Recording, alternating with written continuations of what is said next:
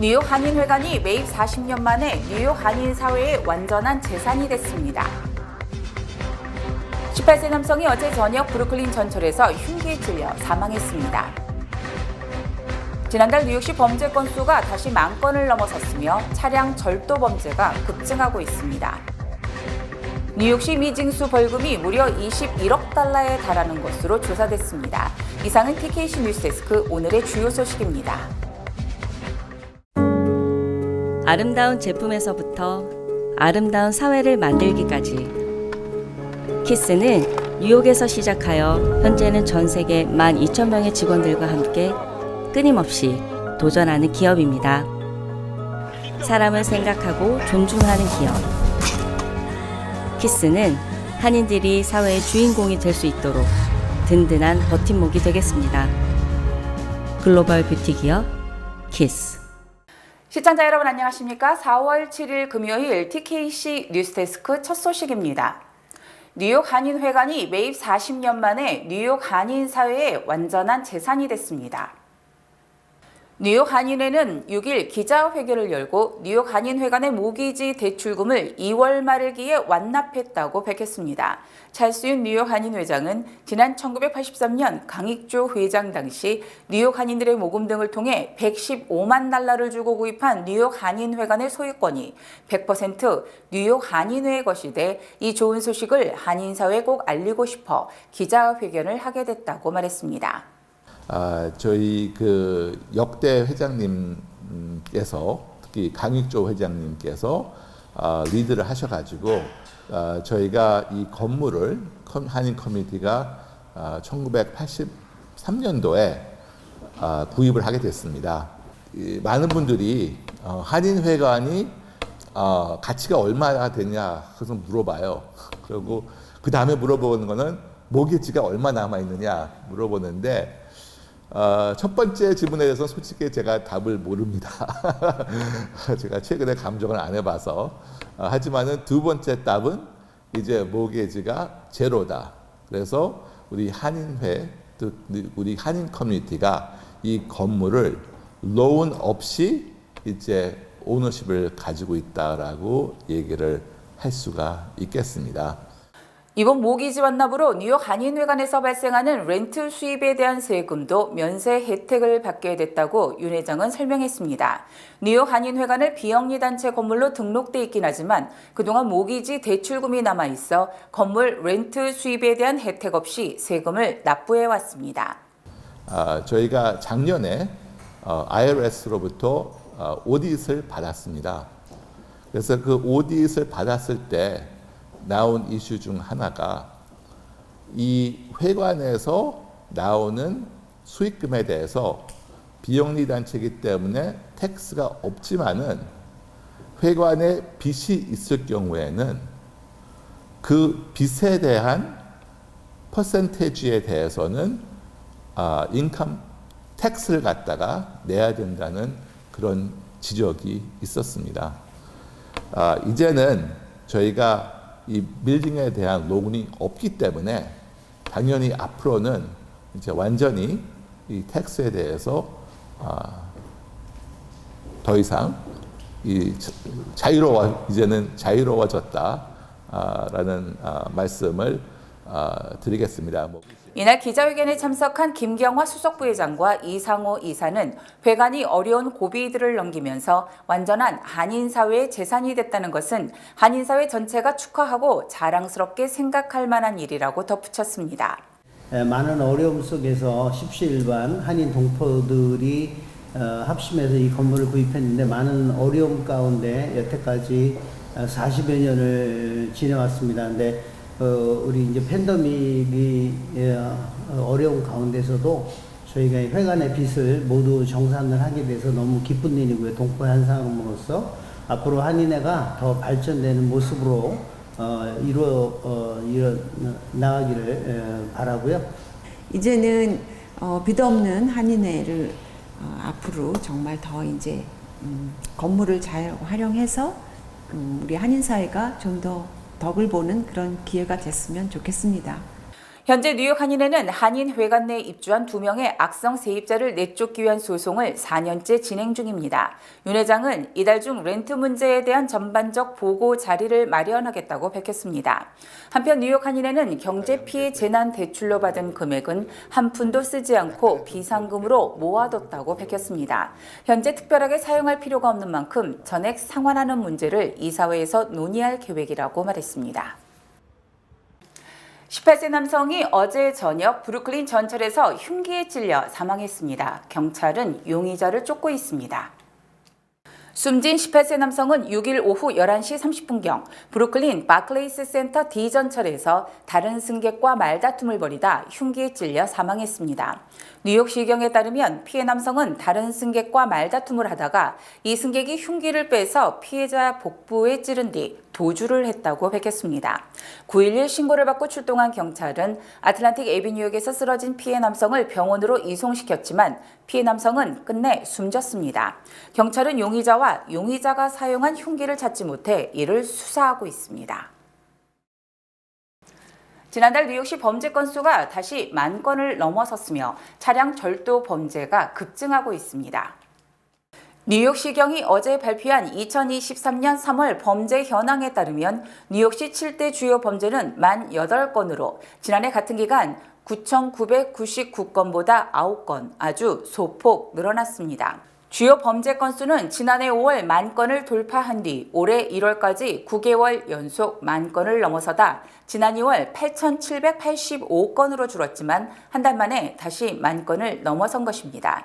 특히 이 기간 중 살인사건은 31건으로 1년 전 35건보다 11.4% 줄었고 주택 절도 역시 12.5% 급감한 반면 차량 절도가 1,178건으로 전년 1,031건보다 14.3% 급증했습니다. 또 강도, 강간 등도 소폭 줄었고 폭행과 중절도는 1년 전과 비슷한 추세를 보였습니다. 한편 증오범죄는 55건으로 1년 전 62건보다 11% 줄었으며 아시안대상 증오범죄는 5건에 그쳤습니다. 뉴욕시 미징수 벌금이 무려 21억 달러에 달하는 것으로 조사됐습니다. 뉴욕시 독립예산국은 지난 2017년부터 2022년까지 6년간 뉴욕시가 징수하지 못한 주차 위반과 신호 위반 등 교통법규 위반 벌금이 10억 2천만 달러에 달하는 등 전체 미징수 벌금이 21억 달러라고 발표했습니다. 특히 이 기간 동안 주차 위반과 교통 단속 카메라의 교통 위반을 적발, 부과한 벌금은 무려 58억 2천만 달러에 달하며 이 중 47억 8,200만 달러는 징수했지만 10억 2천만 달러는 미징수 상태로 드러났습니다. 또 지난 2017년부터 2019년까지는 교통 위반 벌금 미징수율이 10%에 불과했지만 지난 2021년 24%로 급증한 데 이어서 22년에는 29%로 3배가량 늘었습니다. 이외에도 뉴욕시 빌딩국 관련 미징수 벌금이 6억 4천만 달러에 달했고 주택 보존과 개발국과 관련한 미징수 벌금이 1억 724만여 달러, 재정국과 관련한 미징수 벌금은 4,665만 달러로 집계됐습니다.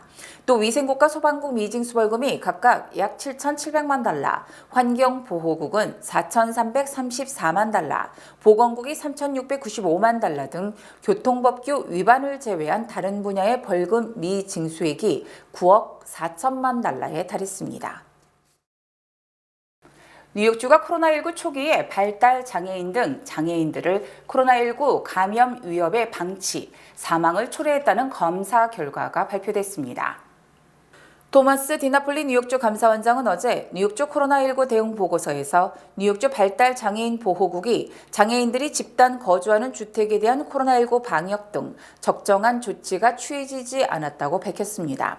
디나폴리 감사원장은 지난 2020년 3월과 4월 2개월간 발달 장애인 집단 거주주택에서 657명이 코로나19로 사망했다며 이는 발달 장애인 보호국이 뉴욕주 내 7천여 개에 달하는 집단 거주시설에 적절한 방역 조치 등을 취하지 않았기 때문에 집단 사망이 발생한 것이라고 설명했습니다.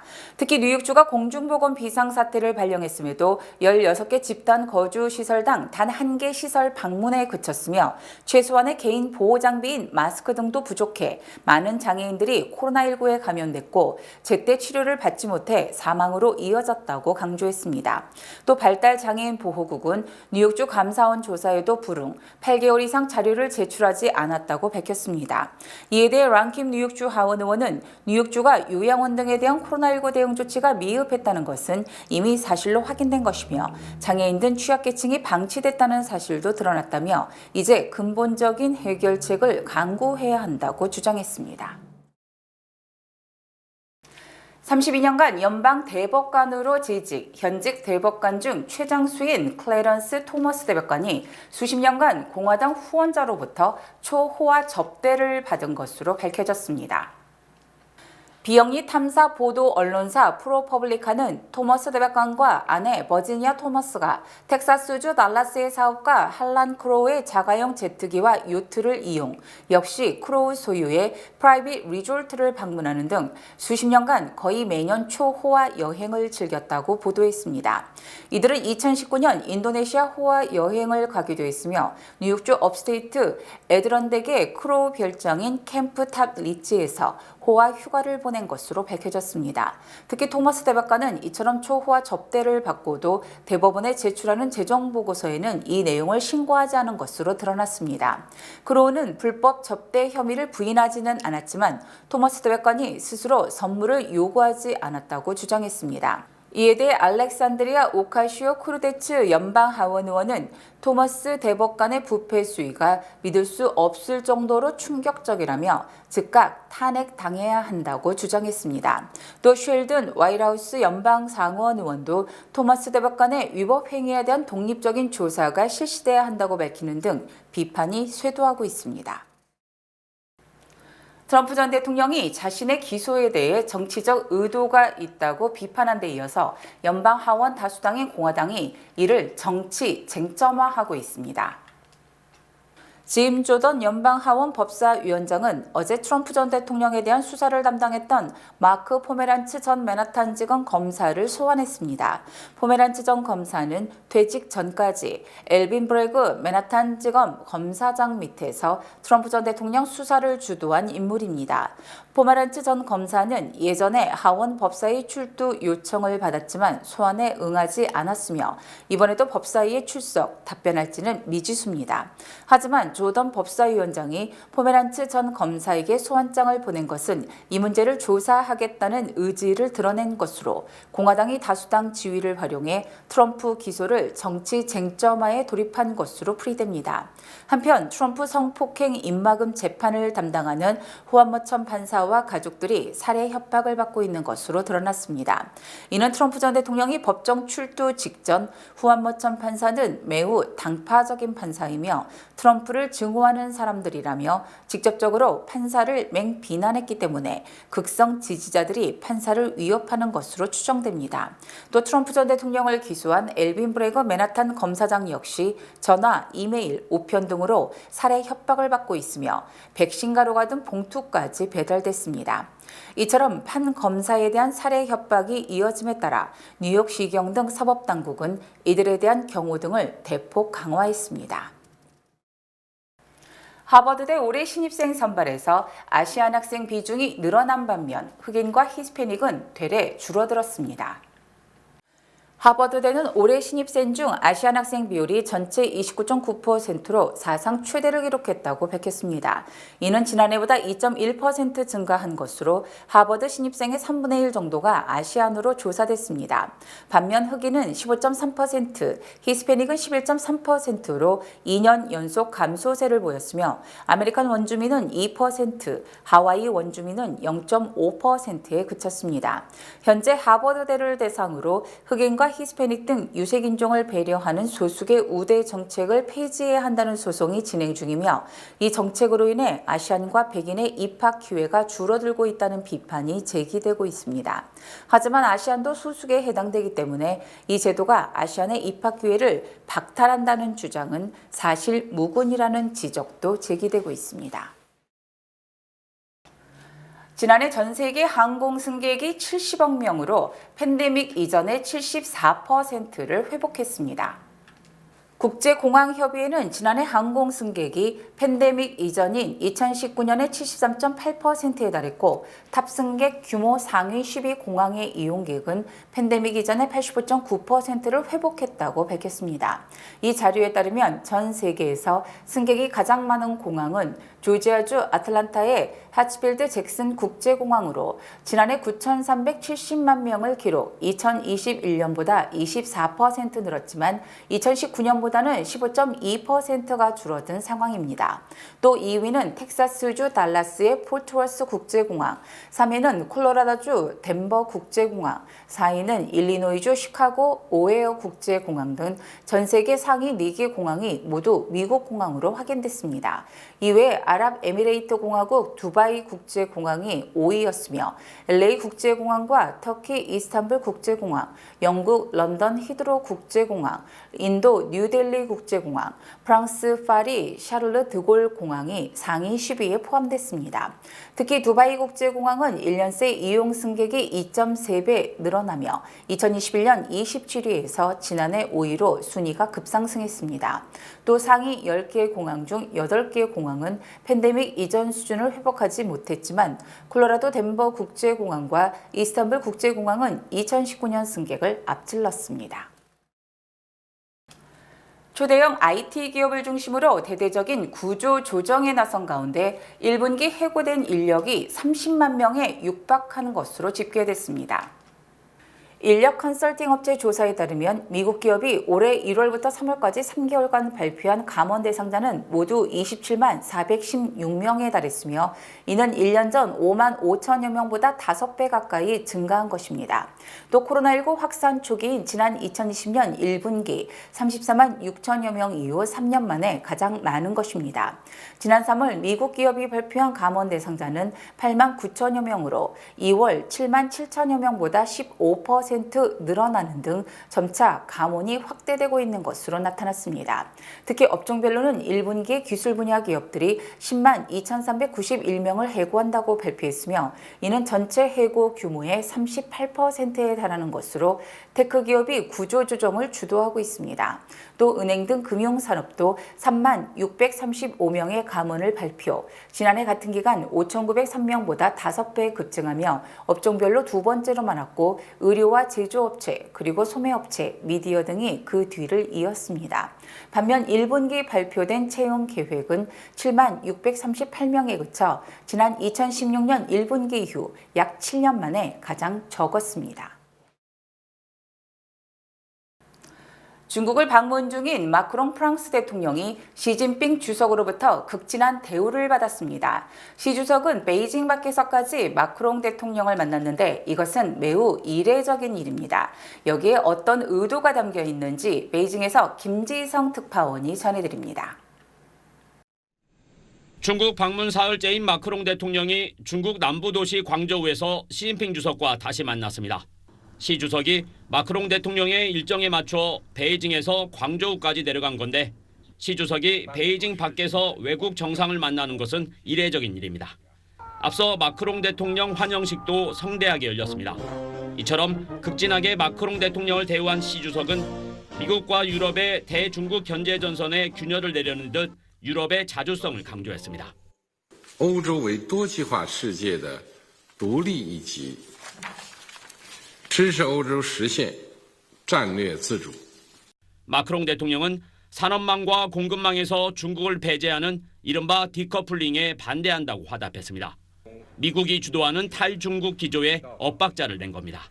Ce n'est pas une approche anti-chinoise, c'est une approche pro-européenne. Et je pense que nous, Européens, on veut faire du commerce avec vous. 마크롱 대통령을 수행해서 온 프랑스 기업들은 현지에서 20여 건의 대형 사업 계약을 체결했습니다. 미국과 패권 갈등 속에 유럽의 중심국가 중 한 곳인 프랑스의 협력을 끌어내려는 시 주석과 연금 개혁 반대 시위로 위기에 몰린 상황에서 경제적 성과가 절실한 마크롱 대통령의 의도가 맞아떨어진 모양새입니다. 중국은 미국과 대결 구도는 이어갔습니다. 메카시 미 하원 의장이 차이잉원 타이완 총통을 만난 데 대한 보복 조치로 차이 총통 방문에 관여한 미국 기관과 개인들에 대한 제재 조치를 잇따라 발표했습니다. 베이징에서 SBS 김지성입니다. 뱅크 오브 호프가 뉴욕, 뉴저지 진출 25주년을 맞이해 고객 감사 대잔치를 진행합니다. 가까운 지점에 방문해 경품 이벤트에 응모하세요. 희망을 설계하는 전문가들의 은행 뱅크 오브 호프 후원입니다. 주요 단신 전해드립니다. 지난 3일 밤 10시쯤 텍사스주 달라스에서 62세 한인 남성 조모 씨가 한인타운 한 카페에서 한인업주를 총기로 살해하는 사건이 발생했습니다. 미국에서 낙태의 가장 보수적인 주로 꼽히는 아이다호주가 미성년자가 타주에서 낙태 시술을 받는 것을 금지하는 법안을 제정, 주지사 서명까지 마쳤습니다. IMF가 앞으로 5년간 세계 경제 성장률이 연평균 3% 수준에 그칠 것이며 이는 1990년 이후 가장 낮은 중기 성장 전망이라고 밝혔습니다. 테슬라 직원들이 자율주행으로 위해 자동으로 수집되는 고객 차량 동영상 중 은밀한 사생활이 담긴 동영상을 내부 메신저로 돌려보는 등 사생활을 침해했다고 로이터 통신이 보도했습니다. 지난 2021년 2월 대형 교통사고 끝에 재기에 성공한 골프 왕제 타이거 우즈가 지난해에 이어 올해도 마스터즈에 출전, 비록 저조한 성적을 기록했지만 투병 중인 많은 사람들에게 큰 희망을 주고 있습니다. 혼다가 제설지에 쉽게 녹이 슬고 부품이 느슨해지는 현상이 발생. 지난 2007년부터 2011년 사이 판매된 CRV 56만 4천 대에 대해 리콜을 단행했습니다. 올해 초 기준 전국에서 1,300여 개 전기차 충전소를 갖춘 월마트가 오는 2030년까지 미국인 90%에게 반경 10마일 내 전기차 충전이 가능하도록 하겠다며 월마트와 샘스클럽 매장에 전기차 충전소 수천 개를 설치합니다. 세계적 클래식 피아노 트리오인 안트로이의 어머니인 이영주 씨가 지난 5일 77세를 일기로 뉴욕에서 타계, 오는 11일 장례 미사가 거행됩니다. 날씨 전해드립니다. 토요일인 내일은 대체로 흐리겠습니다. 내일 낮 최고 기온은 52도, 밤 최저 기온은 38도입니다. 해 뜨는 시간은 오전 6시 27분, 해 지는 시간은 오후 7시 27분입니다.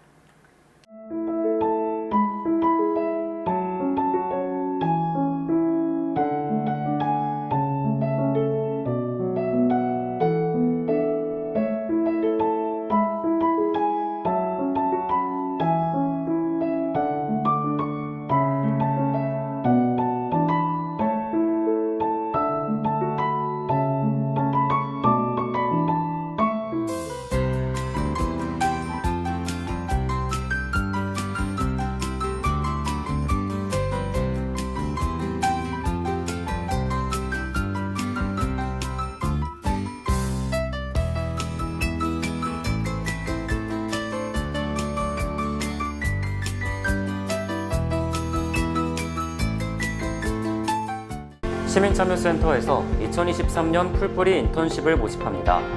2006년부터 시작된 시민참여센터의 인턴십 프로그램은 한인사회에 대한 전반적 이해, 현 미국 사회 이슈에 대한 토론 및 세미나, 지역 정치인과의 면담 등 다양한 프로그램을 제공합니다. 이번 인턴십 프로그램은 6월 2일부터 10월 27일까지 진행되며 공공정책 및 정치 관련 분야에 관심 있는 9학년 이상의 학생이라면 누구나 지원 가능합니다.